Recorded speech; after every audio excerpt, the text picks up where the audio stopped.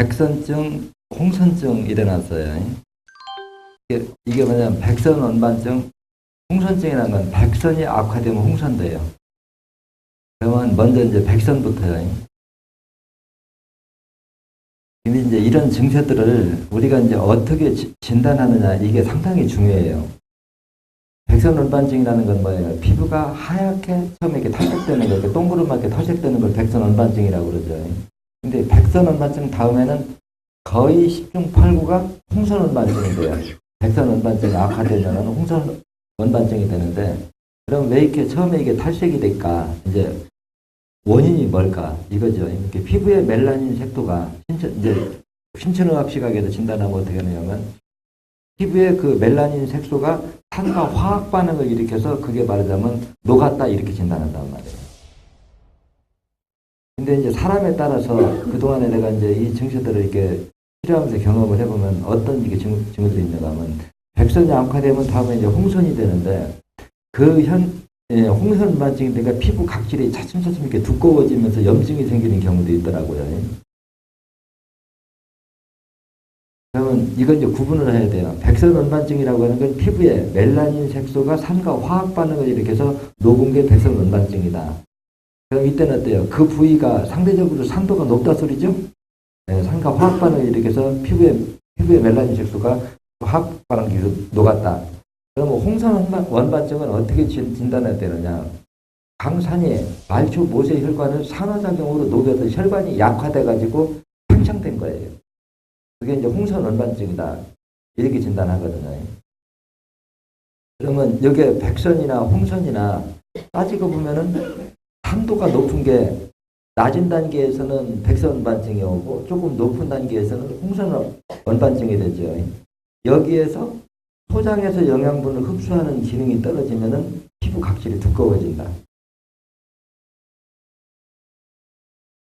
근데 이제 중요한 거는 그래요. 내가 이제 이 환자들을 이렇게 치료해보면은, 그동안에 이 백선원반증을 치료하려고 이제 양의학적으로도 뭐 레이저로 지져도 보기도 하고, 연고도 바라보고, 스테로이드 연고도 발라보고, 모든 걸 발라봐도 이게 해결이 안 나거든요. 왜냐하면 피 속에서 산도가 높아가지고 산이 녹이는 걸 겉에다가 바른다고 해도 해결할 일이 없죠. 그럼 우리식으로 진단하면은 혈액 속에 흐르는 피의 산도는 왜 높아졌어요? 신장은 약산, 간은 중산, 흐르는 피의 산도가 높았는데 말초혈관 끝이 이물질이 딱 막아버렸어요. 그러니까 그 부분이 산도가 더 상대적으로 높아버렸단 말이에요. 이제 높아도 조금 약한 상태에서 멜라닌 색소만 녹을 정도 되면 그게 백선원반증이라고 하는 병명이 붙는 거고, 산도가 조금 더 높아져서 말초 모세혈관을 녹여서 약화되니까 말초 모세혈관이 팽창돼서 빨갛게 보이면 그게 홍선원반증이 되고, 만약에 여기서 혈관이 터져도 염증이 생기면 어때요? 피부병까지 함께 겸하고 있겠죠. 그러면 우리는 어디를 빼면 치료가 된다고 봐야 돼요? 2번, 3번, 8번. 그렇죠. 2번, 3번, 8번을 빼고 부분적으로 증세가 안 없어지면 어떻게 하면 될까요? 환부를 직접 사회를 주면 되겠죠.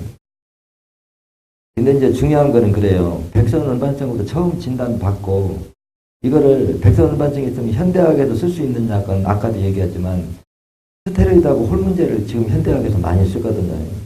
그러면 피부가 이렇게 녹으면 거기가 환자에 따라서 가려움증이나 염증이 생기는 경우가 많아요. 쉽게 해서 염증이 생기면 거기는 피가 도는데요, 못 도는데요. 치료가 쉽게 안 되겠죠. 그러니까 또 혈액 속에 산도가 높으면 면역 기능은 어때요? 이미 떨어져 있는 상태죠.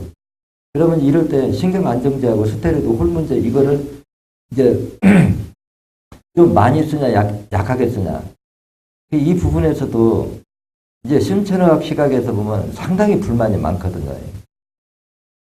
쉽게 얘기해서 몸에 산도가 이렇게 높은데 산도가 높아진 게 우리 시각으로 보면은 분명히 신장과 간 기능이 떨어진 합병증으로 산도가 높아졌어요. 부분적으로 산도가 높은 건 그 부분이 혈관이 막혔기 때문에 그렇고, 그러면 신장과 간 기능을 회복시켜서 흐르는 피를 맑게 해주고 상대적으로 한쪽이 막혀서 못 들어서 그 특수 부위만, 해당 부위만 산도가 더 월등히 높아져서 그 높아진 산이 피부의 멜라닌 색소를 녹였고 또 혈관을 녹여서 홍선반증이 됐다가 하면 그 부위로 피를 잘 돌게 해줘야 우리가 원천 치료다 하는 개념을 가질 수가 있어요. 근데 이런 상태에서 피부가 녹느라고 가려우면은 쓸 수 있는 약이 뭘까요? 가렵다. 신경안정제. 그리고 살균제. 그렇죠. 외부에서 이제 들어오는 세균이나 바이러스를 죽여라. 그러면 이런 사람들한테 쓰는 게 제가 들어보면 스테로이드 연고, 바르는 거, 아니면 주사로 맞는 거, 먹는 거, 이제 여러 가지로, 이제 호르몬제하고 이거를 많이 쓰면 그 약을 자꾸 쓰면은 망가지는 건 뭘까요? 신장과 간이죠. 그럼 쉽게 해서 이 치료를 받기 전에 산도가 5였는데 이 증세가 심하면 어때요? 그 강도를 높이겠죠. 강도를 높이면 다음에 그 약 기운이 떨어지면 시작할 적에는 5였는데 다음에 들어가면 이제 약을 끊어버리면 7이 돼요. 더 심해지겠죠. 그러면 이제 해독 하려고 하면 어떻게 약은 또 더 높여야 되겠죠. 이게 이제 결국 악순환이 돼서 이제 한계점에 다다르면은 모든 게 다 녹아버리는 거예요. 그러면 과연 이걸 치료하는 개념이냐. 그래서 저는 얘기해 주는 게 그러거든요. 양이가 됐든 한이가 됐든 내가 쓰는 약이 인체에 들어가서 어떤 양리작용으로 치료 효능을 나타내느냐 하는가. 그 기능을 알아야 될 거 아니냐 그 얘기예요. 그럼 그걸 알고 보면은 현대 쓸 수 있는 약이 마취하는 거냐, 죽이는 거냐, 녹이는 거냐. 맞죠? 이걸 강하게 쓰면 명이라고 해요. 약 잘 짓는 사람하고 환자 입장에서 이 병원에 가면은 아픈 게 금방 없어져. 그게 약을 잘 짓는 걸까요? 독한 약을 강하게 줘준 걸까요? 그 약이 떨어지면은 신장과 간은 어떨까요? 더 망가지겠죠? 그러면 어때요? 증세는 이제 더 악화되어 나타나겠죠? 그러면 그거 누르려면 어때요? 더 강한 약을 써야 되겠죠? 이러기 때문에 우리가 양이가 됐든 한이가 됐든 내가 쓰는 양리작용이 뭔가. 외부에서 세균이나 바이러스가 들어와서 그걸 죽이려고 썼다면 그건 약을 쓸 때부터 스테로이드가 됐든 호르몬제가 됐든 항생제가 됐든 그건 죽이는 기능만 있지 않느냐.